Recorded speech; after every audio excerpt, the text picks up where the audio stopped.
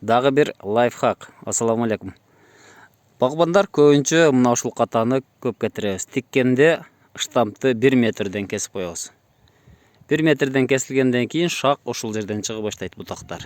Демек, штамп бийик болуп калат. Туугандар, ошон үчүн тиккенде эң биринчи максатка ылайык 40-50 сантиметр жерден кесишибиз керек.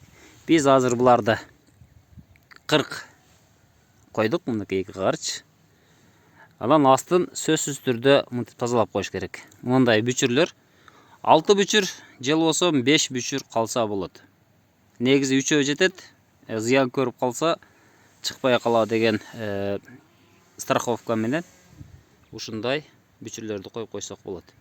Туугандар, ушул жерден биз биринчи жылы 1, 2, 3, 4, балким 4ке чейин күчтүү өсүшү мүмкүн. Ушуларды жетиштирип алабыз. Андан кийинки жылы кыска кыркып туруп, KGB'га, испандык куска, же болбосо жобелет жана башка бутоо системасына алып келип алсак болот.